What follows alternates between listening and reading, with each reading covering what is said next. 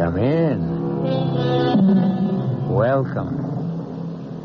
I'm E.G. Marshall. Welcome to the sound of suspense. Welcome to the fear you can hear. But mostly to the world of terrifying imagination. In the next 52 minutes, you'll hear a story about truth. Everyone is in favor of truth, of course. It's a word which produces immediate reverence and respect. But sometimes the truth can be a terrible thing, even a shattering thing.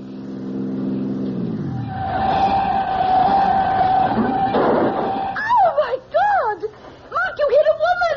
Oh, I told you not to drive so fast! I didn't see her. I didn't see her crossing the road. Is she alive? Oh, Mark, look at the way she's lying there. Lorna, Oh, she must be God. dead. Lorna, you mustn't tell anyone. Please, you mustn't tell anyone.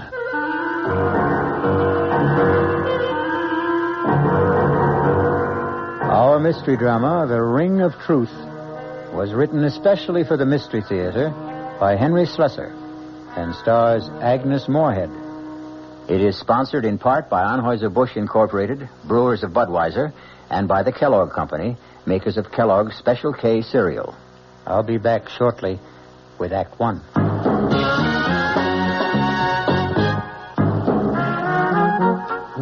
Some beer drinkers have funny ideas about beer. They think beer improves with age, like wine. Well, find a brewmaster, though. You'll find a beer drinker who knows better. The Budweiser brewmaster says it all depends on how beer is aged. Just letting beer sit in lagering tanks makes it older, not necessarily better. That even goes for keeping a case around the house for a couple of months. But there is one kind of aging that's good for beer. The Budweiser kind. Beechwood aging. In this kind of aging, something happens. It lets all the flavor of the choicest hops and best barley malt that go into Budweiser get through to you. Sure, it takes more time and trouble to brew Budweiser that way, but brewing beer right does make a difference. Anheuser-Busch, St. Louis. Hey, Ma, what's for dinner? ShopRite has a beautiful buy to help you serve dinner. Fine imported porcelain china. The beautifully crafted Lovelace pattern by Crown Victoria. An elegant white-on-white platinum-banded pattern to complement any table. Now available only at ShopRite. The basic place-setting pieces, dinner plate, cup and saucer, dessert plate, and bread and butter plate, are just 39 cents. 39 cents each with every $3 purchase. A different place-setting piece is featured each week at this special price. You'll want to collect all the magnificent completer pieces and matching ovenware available every week at low prices, too. Visit ShopRite and start your set of lovely porcelain china today. It's a beautiful buy. Hey, Ma, what's for dinner? ShopRite has the answer. Offer not available in Westchester, Ulster, Orange, Dutchess, and Columbia counties.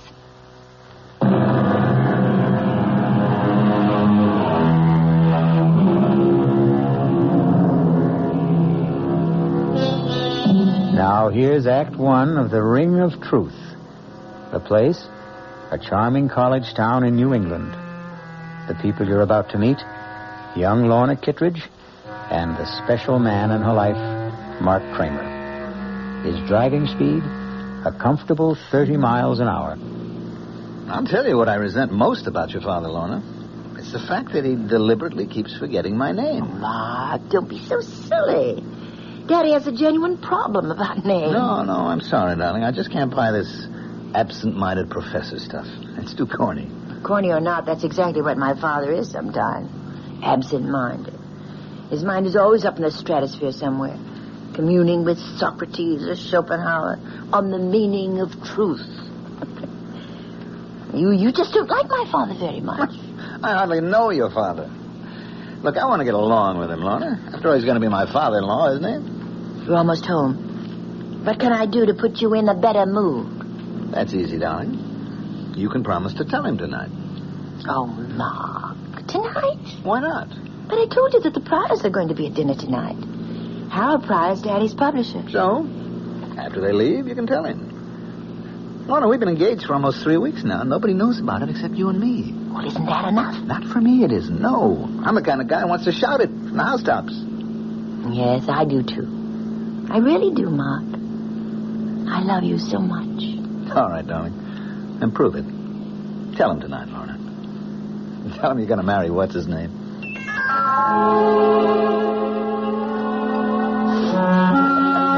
What do you think I'm right? You're quite right, Harold. What the book needs is a much sexier title. Well, of course, there isn't a word about sex in it, but what's the difference as long as it sells, huh? What's the latest book about? Why, truth, of course. Daddy's favorite subject. Should be everyone's favorite subject, in my opinion. You know, if you really want a suggestion for a new title, Professor, I think I have one. Do you, Max? Daddy, the name is Mark. Oh, yes, of course. I'm sorry, Mark. Well, go on. Let's hear your suggestion. Why not call it The Ring of Truth? Well, I think that's a very good name, but, of course, that's up to Professor Kittredge. It's not a bad title, Mark, but, well, it does imply a lack of sincerity, doesn't it? The Ring of Truth is only the surface appearance of it. What I'm examining in my book is the necessity for stark truth, for truth unafraid. Of course, there's a fairly good argument against stark truth sometimes, isn't there? I mean, there's still a necessity for a white lie now and then. You mean in the real estate business, perhaps? No, not just in my business, in everyone's. I mean, there are times when tact, and courtesy, and general goodwill call for a shading of the truth. May I make a suggestion, everyone? Why don't we have our coffee in the living room? It's a good idea, darling. You know, George, I wonder... I'll give you a hand with the dishes, honey. Besides, I'd like a little conversation with you in the kitchen.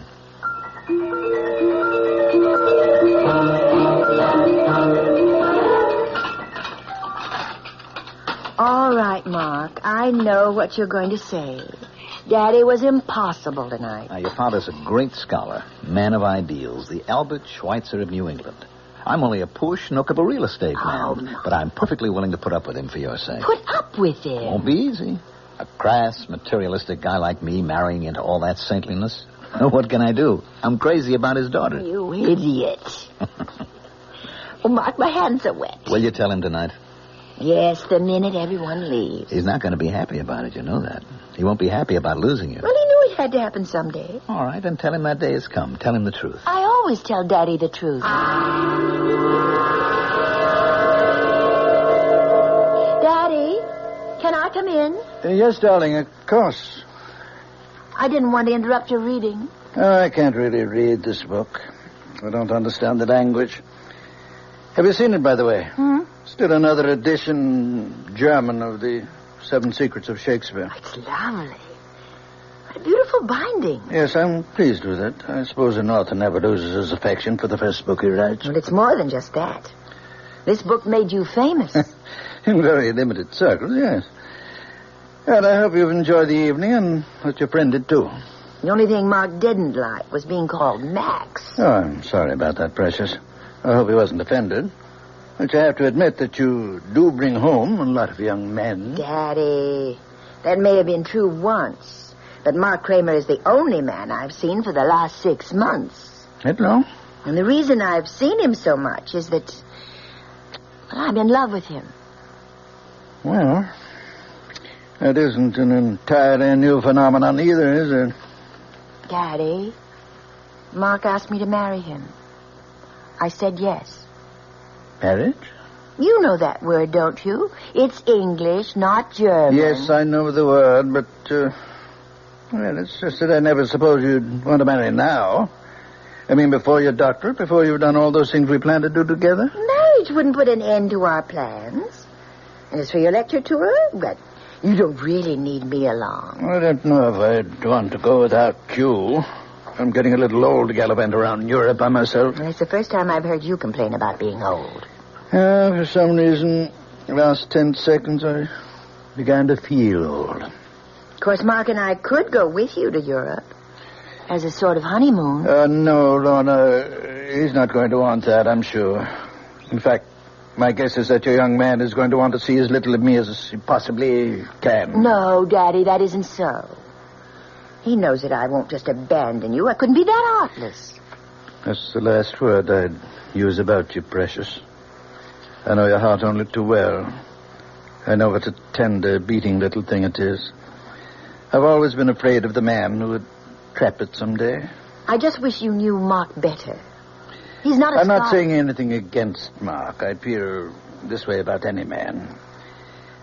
I'm like the tired old king of the fairy tale, darling, forced by the condition of kingdom to give the hand of his princess to a commoner. Oh, Daddy.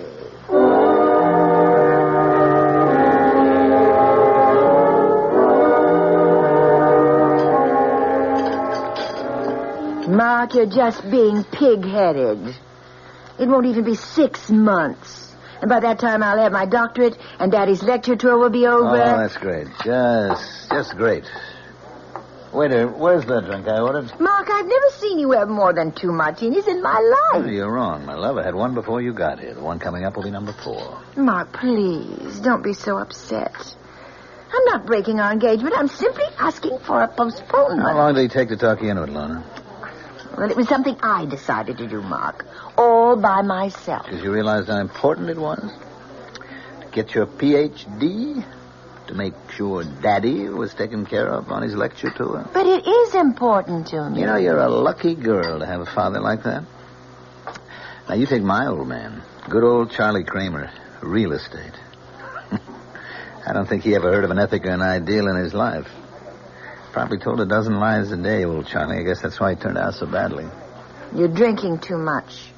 You always do when you're angry. Just another flaw in my character. Hardly noticeable in the general ruin of my personality. Please, Mark, I don't want you to be drunk to drive me home. Oh, don't worry. I won't even have that 4th drink. See what a nice guy I am? I want to make sure you get home to Daddy safe and sound.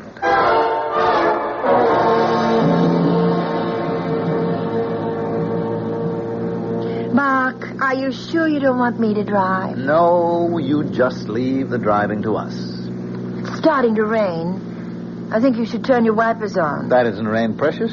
Those are tears in front of your eyes. Please, Mark. All right, all right. You have to drive so fast. I know there isn't any traffic, but these roads are so dark. That's what the headlights are for. How far these little candles throw their beams, so shines a good deed in a naughty world. Hey, you see, your father isn't the only one who can quote you. Ah! What? Look out! That woman! Where? Oh!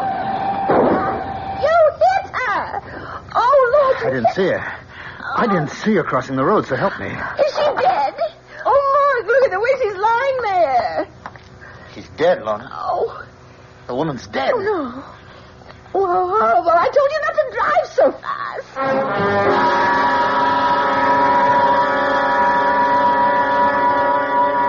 Oh, Daddy, it was so awful. And it was my fault. My fault that Mark drank so much.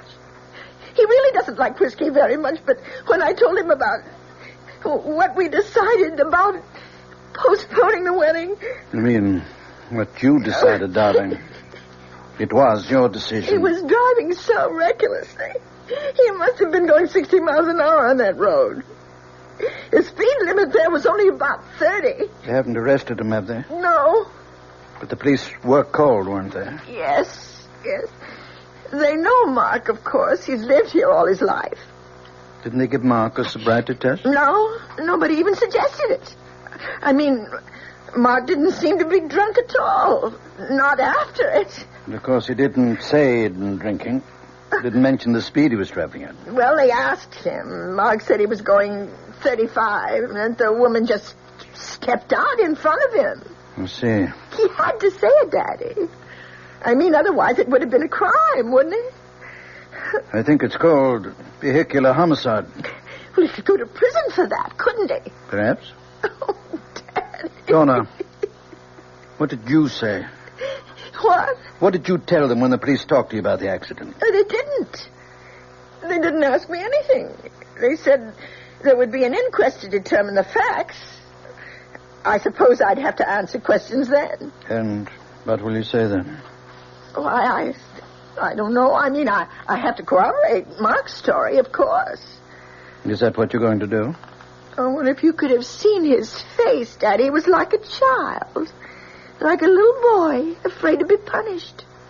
He said, "You stand by me, Lorna, won't you?" And so you're going to stand by him. You're going to forget all you ever learned about truth. You're going to lie. But, Daddy, what else can I do? I can't advise you, my darling. All I can do is remind you that you and I have always loved truth as much as we've loved each other. Are you going to change now?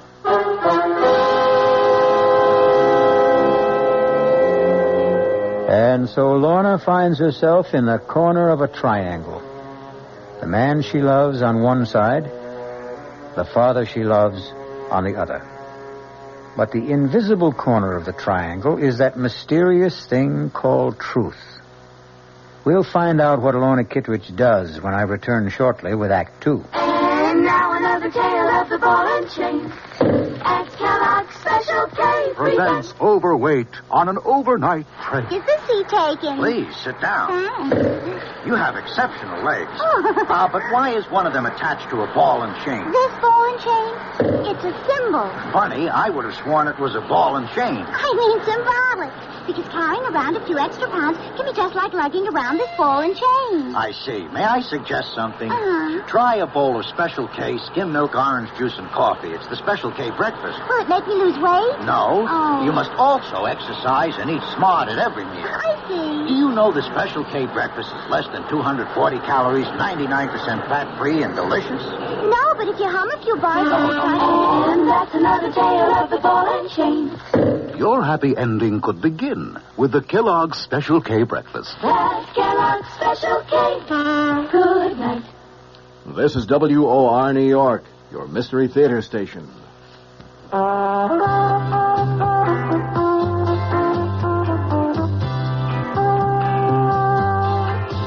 No matter what you're saving for, that's what Suburban Savings for Suburban.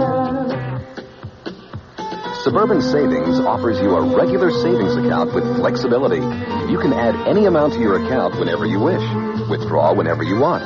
Suburban Savings pays a 5.25% annual interest rate on regular savings paid quarterly, which earns an annual effective yield of 5.47%. Interest is compounded continuously from day of deposit to day of withdrawal, as long as $50 is maintained in the account to the end of the quarter. Come into Suburban Savings and open an account with flexibility. Our regular savings account in New Jersey at Bayonne, Edgewater, Elmwood Park, Emerson, Hackettstown, Morris Plains, Nutley, Paramus, and Sparta.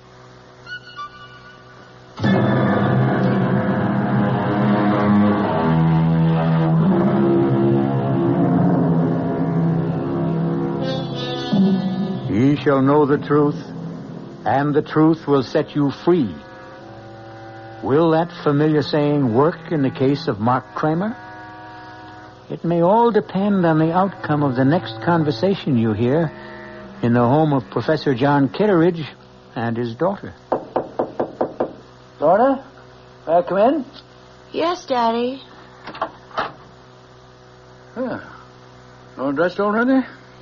Yes. I know I don't have to leave for the county courthouse for another hour, but I was too nervous to just lie in bed. Why don't you come downstairs and have some breakfast with me? No, I couldn't. I feel too sick. Oh, poor kitty. You know, I haven't called you that since you were a little child. Or don't you remember me calling her that? No, not really. You see, before you were born, I wanted to name you Catherine. But your mother objected because she was certain you'd be nicknamed Kitty. Then you'd be Kitty Kitteridge. And she hated the sound of it. You've told me the story before. I know you're not in the mood for old family anecdotes. All I can think about is that inquest this morning. I'm so frightened. My skin feels like ice. Darling, you won't have to be frightened if you do what I said. It's only lying that makes us afraid. Please don't talk about it. I have to lie for Mark. I love him. I'm going to marry him. Do you think the others will lie? The bartender at that restaurant? What was the name of that again? Bruno's? Yes. He'll defend Mark. I'm sure he will. They don't like trouble. They had some license problem last year. They won't want to admit that they served Mark so many drinks that he was hardly able to walk. To say nothing of drive. So you're the only one who has to lie. Daddy, the woman is dead. Nothing will bring her back. Lies, truth, nothing. Who does it help if Mark goes to prison? Yes. You're right, Precious. There's no profit in truth. None at all. Then you agree with me. No profit, Lorna. Only loss, maybe. But that's something you'll have to judge for yourself. You know my feeling about truth. You know what I've always taught you about it. Yes. Dare to be true. Nothing can need a lie. A fault which needs it most grows too thereby. You used to like that poem. Now you're quoting it with contempt. Oh, Daddy, my can't you understand? Why do you have to be so demanding? Let me forget truth just this once. Your mind is your own, Lorna. Well, I want to do what's right. Then do what you want to do. You're an adult now, independent of me.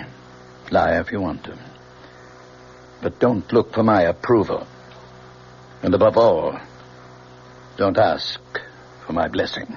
Daddy!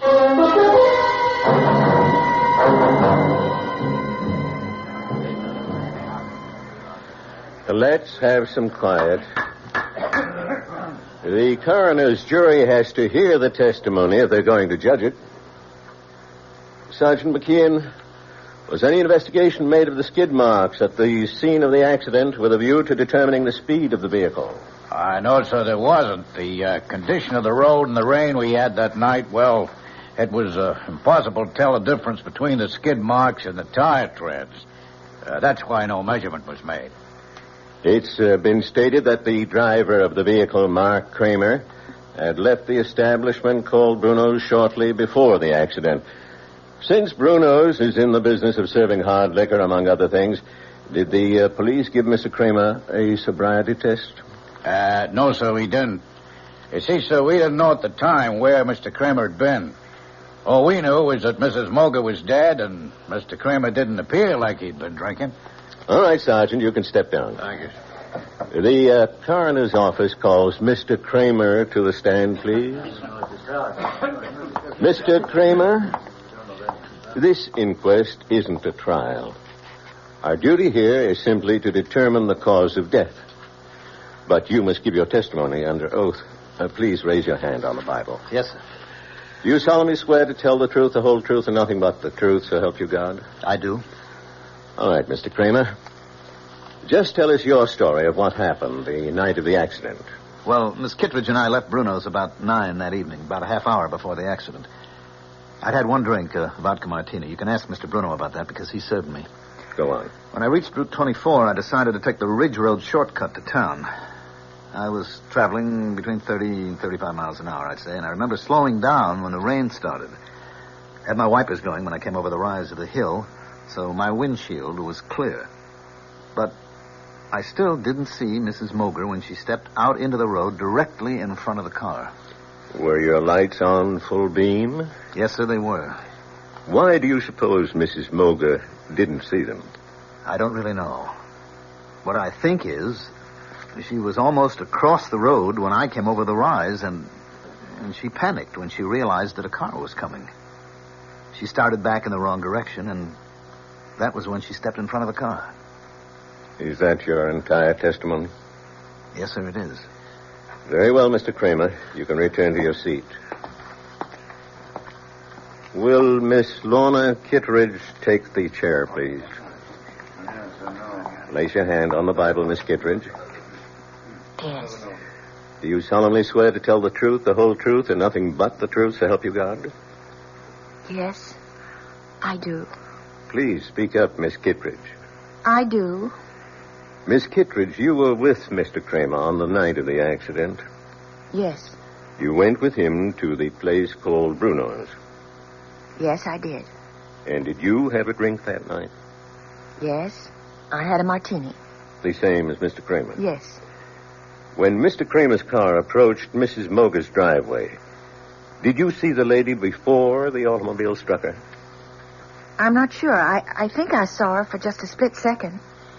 And then the car hit her. It was all terribly unreal. Were you aware of the speed you were traveling at?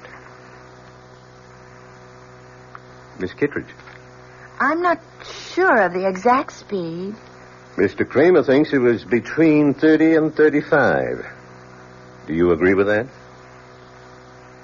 No. What was that? It couldn't have been that. It was more like 55 or 60. Did you say 60, Miss Kittredge? About that, yes. Lorna, for God's sake. I hope you've considered this reply, Miss Kittredge. Yes, I've considered it. We were traveling at least that. I'd been looking at the speedometer only a few minutes before. I was complaining to Mark about his speed, but he wouldn't listen to me. He wasn't in any mood to listen. He was angry, and he was drunk. Lorna! Please, everybody, quiet now. Mr. Kramer, please take your seat. It's the truth. The truth, I can't help myself. He was drinking. He had too many martinis, and he was drunk. Are you telling us he had more than one drink? He had 4. I know he did. And he drove like a madman. No matter how I tried to stop him, he never thought that woman would be on the road at that time of night. He wouldn't listen. I couldn't believe it was really happening. It was like hearing someone else say the words. Please don't cry, Kitty. I tried not to look at his face. I tried so hard not to see him, but I couldn't stop myself. How can you blame yourself for telling the simple truth? How can you think it's wrong? But don't you realize what'll happen to him, Daddy? He's going to be indicted. He may go to prison. I'm sure Mr. Kramer will hire himself a very smart attorney. Who's that? I have no idea. Oh, I can't see anyone now. I just can't. Yes, of course. You go to your room and I'll answer it. Go on, darling. Go lie down. Yes.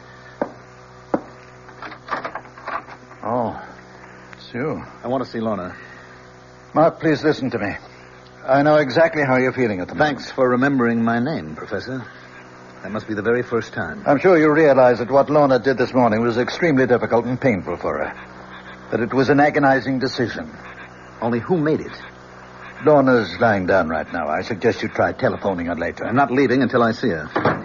I had hoped we wouldn't get violent about all this, Mark. Frankly, I don't think you're in a good position to commit any other rash actions. Daddy, it's all right. Lorna, I thought you were in your room. I'll talk to Mark. Very well. But don't ask me to leave, because I won't. You don't have to leave, Professor. I'd like you to know this, too. Know what? What the town gossips are saying. Lorna, they're saying that we had some kind of fight. A lover's quarrel, and that you wanted to get back at me. Oh, you know that's not so. Yes, I know it. But the other explanation makes even less sense. That you just had to tell the truth. Well, it wasn't easy for me. Lies would have been easier. One small lie, Lorna. That was all you had to say. You're so afraid of hell that you wouldn't lie for me? I can't expect you to understand. But I do understand. Better than you do, maybe. It was your father's idea. Now, just a moment, Kramer. Well, you remember my last name, too. I think I made more of an impression on you than you were willing to admit. There's no need to be nasty. Lorna, you're so stuck on the truth. Tell it now. He told you what to do in that courtroom. Professor Kittredge's little girl always listens to Daddy, and she never lies. Please, Mark. He insisted that you tell the truth, didn't he? He gave you a lot of high-flown ethical reasons for telling the truth. Nothing but the truth. Every reason but the real one. You're wrong. I made up my own mind. Your father knew what would happen. It would split us apart, and that's what he really wanted, Lorna. That's the truth that he didn't mention. I think that's quite enough. If you don't leave right now, I'm calling the police. Don't bother, Professor. You've done a very good job. On Lorna and on me.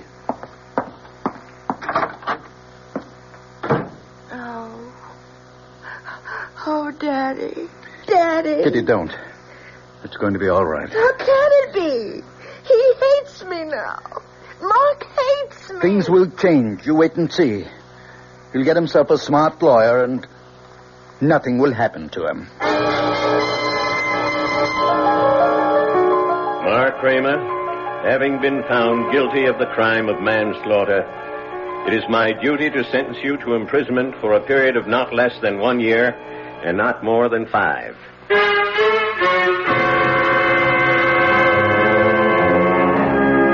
And so the truth has not set Mark Kramer free. It sent him to prison, where he'll have plenty of time to ponder the complexities of ethics, justice, and human nature. Or perhaps he'll ponder something else, like revenge. We'll find out when I return shortly with Act 3. I'm Hy Brown, producer of Radio Mystery Theater, and this is the end of our last week of prize drawings. Just send us your name and address tonight to be eligible for one of 50 prizes: 2 AM/FM stereo phonos, 2 travel clock radios, and 46 anthologies of modern suspense. We've been most gratified by the program comments so far. So, if you have a chance to write, we hope you will. And let us know a bit about you, who you are, what you do, how old you are. But your name and address are enough. To Mystery Theater, Box 50, Radio City Station, New York, 10019. That's Box 50, Radio City Station, New York, 10019. Entries must be postmarked no later than tonight, the 26th. Offer good everywhere unless locally prohibited. This is WOR New York, your station for the Mystery Theater. An invitation. This is Peter Roberts. Join us Sunday morning, 8:15 to 10 here on WOR for Rambling with Roberts. 2 hours of music, specially selected for Sunday morning listening pleasure, along with, bits of weather information, news headlines, bits of trivia such as the fact that a man from Onowa, Iowa, received a patent for what he called Eskimo pie, which was ice cream coated with chocolate. It all happened in 1922. It may not seem like very much in the way of history, but it does take place, these little bits of trivia and information, on Rambling with Roberts. So, of a Sunday morning, make a note. 8:15 to 10, right here at 710 on your dial, come Rambling with Roberts. You don't have to give us an RSVP. Just be on hand. Thank you.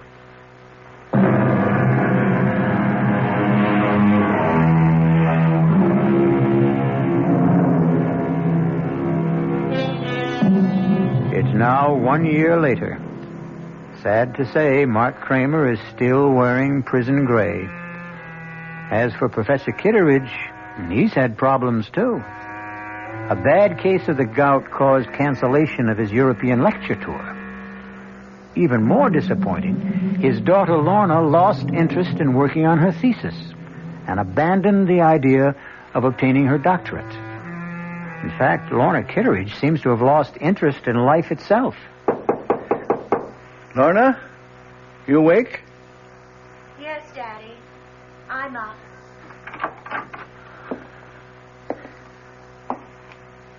Darling, it's almost noon. It's not like you to be in bed so late. I just didn't feel like getting up. Did you sleep badly again last night?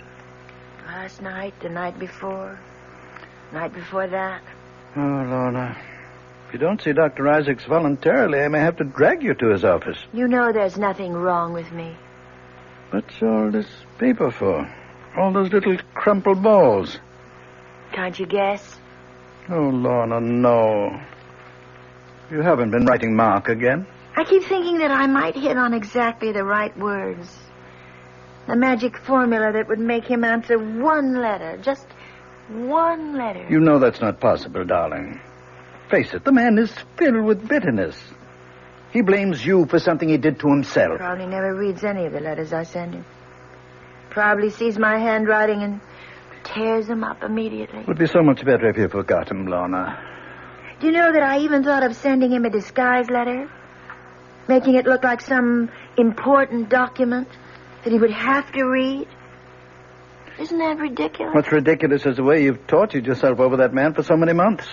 Who's tortured who, Daddy? Which one of us is really guilty? Oh, Kitty. Stop calling me that name. My name is Lorna. Can't you remember my name? Darling, you're just not yourself. Oh, is that why you can't remember me? Because I'm somebody else? Well, you may be right, Daddy. Every morning I look in the mirror and I can't recognize the woman I see. Lorna, you're just not giving yourself a chance to forget. You'd start getting out into the world, start meeting new people. You become a hermit. I thought you liked having me here, Daddy. I thought you couldn't live without my company. I honestly believe you need medical attention. If not from Dr. Isaacs, then from somebody else. You mean a psychiatrist, I suppose? No, darling, no. Just someone who can help you get over this distorted guilt that you feel. The only one who can do that is Mark. And he won't see me or write me or anything. Lorna. Oh, please go away. Please. I'm going to try to sleep. It's the only time I'm happy. When I'm asleep. All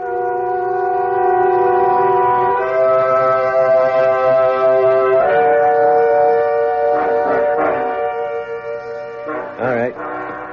Step right over here, Kramer. Anything you say, guard.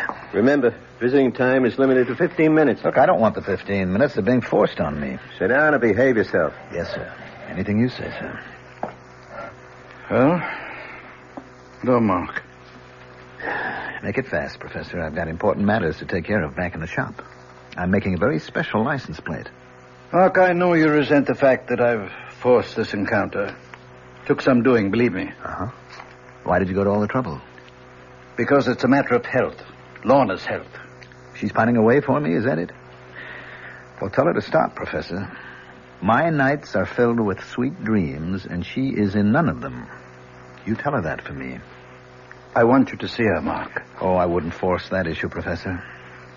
I don't have anything nice to say to your daughter. You misunderstood Lorna. Couldn't expect you to applaud what she did in court.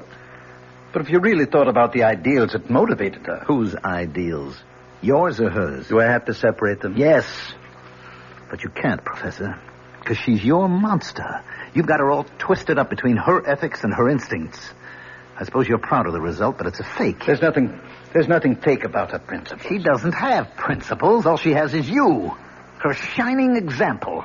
She wants you to love and admire her, so she does what you expect. That's why Daddy's little girl always tells the truth. She does tell the truth. Always. And her father? I abominate lies. You won't even lie to yourself. Then tell me this. Weren't you happy when Lorna and I broke up? Didn't it save your happy home? I can see that coming here was a mistake. You're a hypocrite, Professor. This whole thing was your doing, and I'll never let you forget it. Goodbye, Mark. Wait a minute. There's something you should know. What's that? I'm being paroled next week. Tell that to your daughter. Maybe it'll improve her health.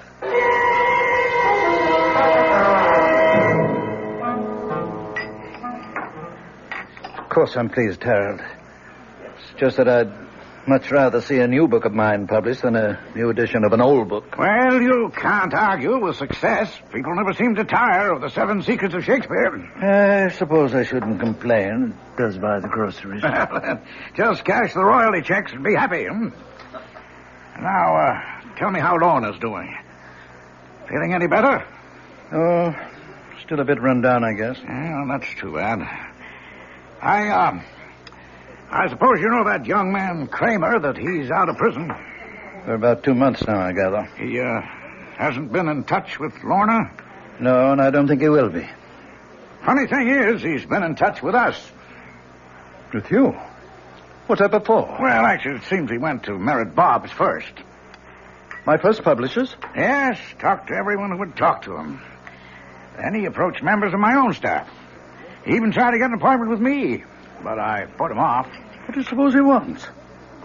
He's an embittered young man, you know. Well, I spoke to George Merritt. He didn't know about Lorna and this fellow Kramer. He thought Kramer was an article writer looking for biographical material.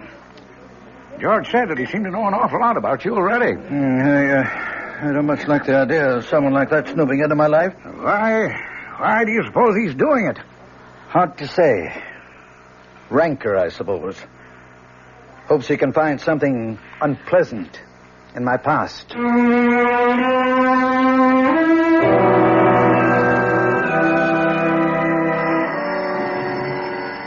I'll get it, Lorna. Hello? Professor Kittredge? Yes? Mark Kramer, Professor. Oh. Yes, I was just speaking about you the other day with my publisher. I'd like to see you, Professor, this evening, if that's possible. See me? Or Lorna? No, just you. If Lorna wants to be there, that's her business. Something tells me she'd rather stay away. Can you give me some idea of why you want to see me? You might say it's a business matter. Who is it, Daddy? What time would be good for you, Professor? Make it, about 9. I'll make it exactly 9. Daddy, you look so strange. Who was that on the phone? It was Mark Kramer, Lorna. Mark? He's asked me to see him at 9 tonight. I have no idea what he wants to say, but whatever it is, I'm sure it won't be anything pleasant. I'd rather not be here. I didn't think you would. Mark blames me for what happened in court, not you. He refuses to admit that it was your own love of truth. My love of truth? Daddy, you never understood me yourself. How could you explain me to someone else? I didn't love truth. I loved Mark. You did what you had to do. What your conscience told you to do. My conscience? Is that what I was satisfying? That small little voice inside me? It can be a loud voice, darling. A very compelling but voice. But I still hear it. It's still talking to me. And you know what it's saying? You fool. You fool, you fool. Lorna. I think I'll go out now, Daddy. Right now.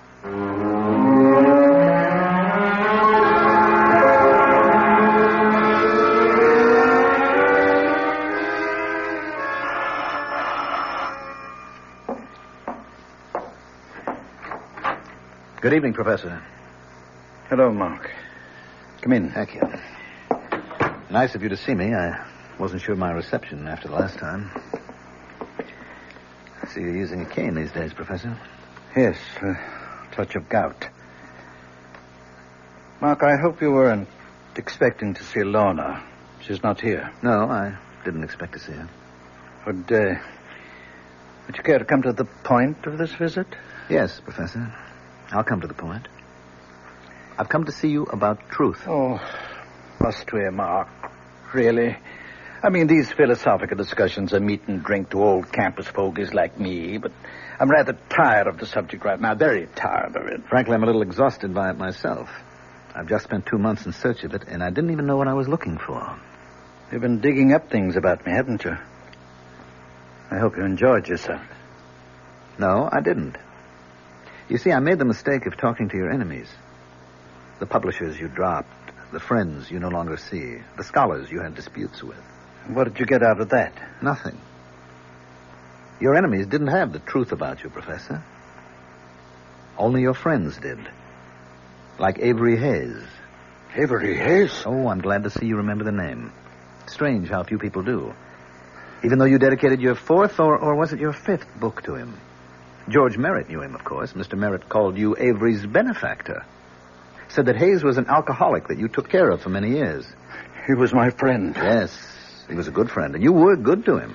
That was one chapter of your past that you had every reason to be proud of, wasn't it? Avery's been dead for 10 years. What did you want from him? Nothing, Professor. I just thought a man like that deserved a little recognition, if only for his past association with you. So I talked to people who knew him, his old pals, his family. He still has a brother alive, you know, a crotchety old fellow in the terminal ward at the county hospital. His name's Ezra. Perfect name for the old boy. And you know what? He still has the junk Hayes left when he died. That pitiful collection of books and papers. You don't expect me to believe that? About Avery's papers? Avery never kept anything, not a thing. He was a foolish, drunken old... He was also brilliant, wasn't he? Went to the university on a scholarship. You only beat him out for top honors because of his drinking. You're talking about 40 years He ago. was drunk, and he was dishonest, too, wasn't he, Professor? That was how he sustained that wild life of his, by selling his scholastic services to anybody who could pay for them. It's not different today. Yes. That's what Avery said in his letter. The one he wrote to a woman named Jean. I didn't know who Jean was or why Avery never mailed the letter, but there it was. Avery said he was cleaning up $100, $200 a month, and would surely be able to pay back all he owed before the end of the semester. And then he mentioned the thesis. The big job he was doing, that he expected $300 for that job alone. You know which thesis I mean, Professor? Please go. Get out of here. I've had enough of this lying filth. The 7 Secrets of Shakespeare. Sounds like a mystery story, doesn't it? But it was quite a piece of work. And it became more than just a college thesis. It became a world-famous book. It made your reputation, Professor. You're a liar. A liar. You know nothing about it. You paid Avery for his work and put your name on it. You might have done as well yourself, but you were young and lazy, and you had the money to pay for it. Then you discovered how good it really was, and it was too late for both of you to change the course of history. Get out of this house now. Get out. I'm going, Professor. I just wanted you to hear this little story about truth. And also to tell you that I have Avery Hayes' letter. What did you say? I have his letter, Professor. It tells the whole story. Good night. Mark! You told me to go, and I'm going. You filthy animal! Get rich! Kill you, monster! I'll kill you! Kill you, you animal! Daddy! Kill you! Daddy! Like a wild beast! Oh, my God! What have you done? Lorna. Daddy! Lorna. Oh, thank heaven you're here. Oh, Thank heaven. look at his head. Oh, dear Lord. You saw what happened. Oh. What the crazy fool did, he attacked me. You killed him with your cane. He attacked me, Lorna. You know how much he hated me? I had to defend myself. No, I saw what happened. I saw you strike him from behind. No, Kitty, no. He tried to kill me. That's why I hit him. Daddy, I saw everything. You killed Mark. You did it deliberately, and that's the truth. You always taught me to tell the truth. It's the only important thing. The truth.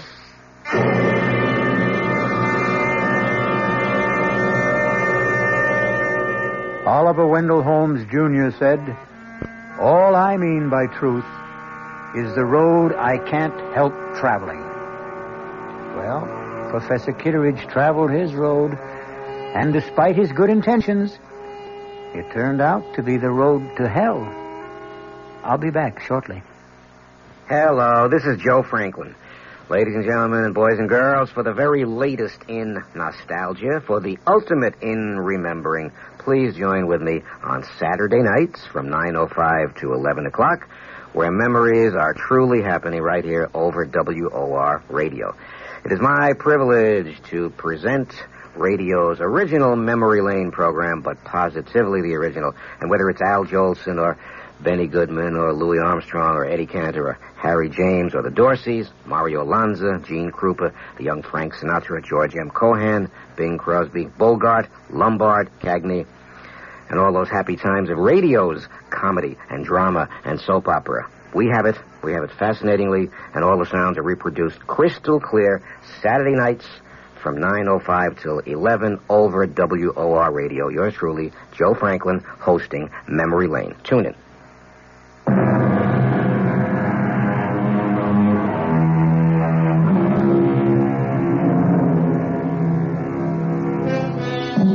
If there is a moral to the story you just heard, it's not that truth is so bad. But Samuel Butler said, truth should not be absolutely lost sight of, but it should not be talked about. And we promise that's our last word on the subject. Our cast included Agnes Moorehead, Mandel Kramer, Santos Ortega, Ian Martin, and Dan Arco. The entire production was under the direction of Hyman Brown. I swear to Sam Hill, Ethan, you deliver. After the 12th stroke of the hourglass clock's chime, there was no sound but the beat of the clock and my own heart. Everything else had stopped dead.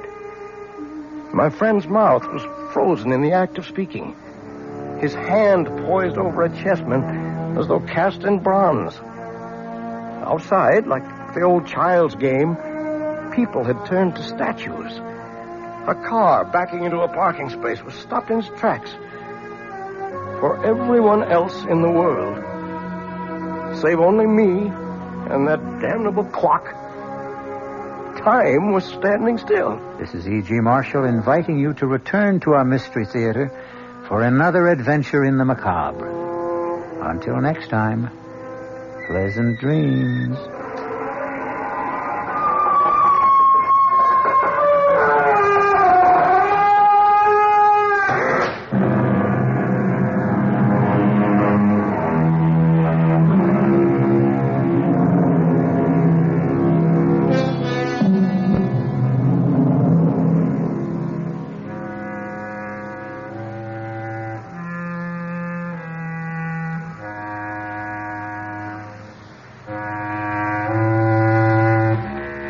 WOR Mystery Theater was brought to you by ShopRite Supermarkets, where you get a lot more for a little less, and by Suburban Savings, with offices throughout North Jersey. The preceding Mystery Theater program was furnished by the CBS Radio Network. The late news is next at 9, followed by Joe Franklin and Memory Lane here on WOR New York, an RKO General station. Good evening, news at 9 from the WOR newsroom. This is Bill Maher reporting. The fast-paced Secretary of State is in New York for the weekend. He'll be meeting tomorrow with UN Secretary General Kurt Waldheim to fill him in on the diplomatic goings-on that brought about a settlement between Israel and Egypt. Just what the Secretary's plans for today and this evening are, nobody's saying. One of the Secretary's favorite companions, Nancy McGinnis, lives in New York, but all aides will say about Kissinger's plans is he has personal business. President Nixon can be impeached for abuses of political power, even though he may not have violated criminal law. This, according to a study just released by the New York Bar Association. The U.S. Constitution says the president can be impeached for, quote, high crimes and misdemeanors. According to the Bar Association's report, this phrase comes from English law and refers to acts which undermine the integrity of the government, as well as purely criminal acts.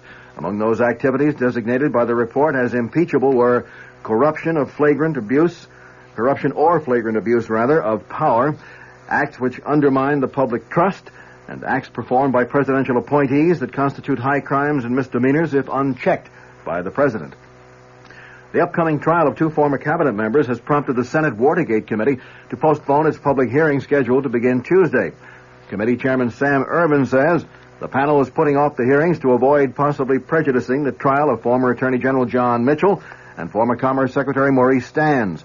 No new date for the hearing has been set. A spokesman for the Capitol Hill leadership has said the Democrats in Congress will cooperate with President Nixon in meeting the energy crisis. But, said California Democrat John McFaul, the White House must reciprocate. McFaul spoke on national radio in response to President Nixon's energy address last week. The congressman said the first positive step the administration could take is to withdraw its opposition to a provision of the Emergency Energy Act attacking excessive oil company profits. The captain of that Bulgarian fishing vessel seized off the New Jersey shore today for allegedly fishing within the 12-mile U.S. coastal limit has denied his trawler trespassed. The captain, Peter Todorov-Donchev, said in New York, where he was brought by the Coast Guard, that his vessel was 13.5 miles out to sea when his ship was overtaken by the Coast Guard cutter Unimak. Turkish officials still are seeking an explanation for a jetliner crash which claimed the lives of at least 62 persons this morning. The plane went down shortly after takeoff from Izmir, causing what authorities call the worst air disaster in Turkey's history. The U.S. Embassy in Ankara says two of those killed were identified as New Jersey residents, Dr. and Mrs. Horace Gerard of 41 Knox Road in Tenafly. Well, 51% of the population is female, and Governor Brendan Byrne isn't taking chances with their votes. The New Jersey governor has spoken before the state's first meeting of female public servants, and he promised to give serious consideration to the problems facing women. Byrne asked the group assembled in Princeton for help in recruiting qualified women for jobs in state government. The governor said he has tried to appoint a woman as state education commissioner, but said he received virtually no applications from females.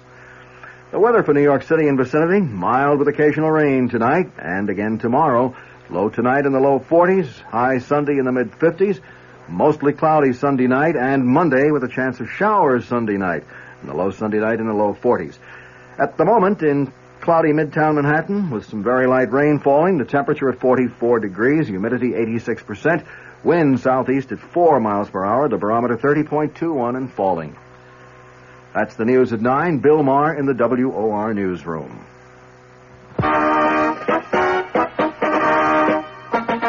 Your AMC dealers got the all-new mid-size car that economizes on everything but comfort. That car, the roomy 74 Matador. And another important advantage. Our 74 Matador comes with an economical 6-cylinder engine as standard equipment. And consider this. Matador is the only new mid-size car backed by all the benefits of the exclusive AMC Buyer Protection Plan, which means that under normal usage and accepting tires, if anything AMC did goes wrong with your new 74 Matador, in the first 12 months or 12,000 miles, we'll fix or replace it free. Come in today. Meet the unbeatable combination. 74 Matador backed by the AMC Buyer Protection Plan. See your AMC dealer where you get a good deal and a good deal more. And stay tuned for Joe Franklin's Memory Lane next on WOR New York, an RKO General station. You've been listening to the OTR Gold Network. Find more classic radio at otrgold.com.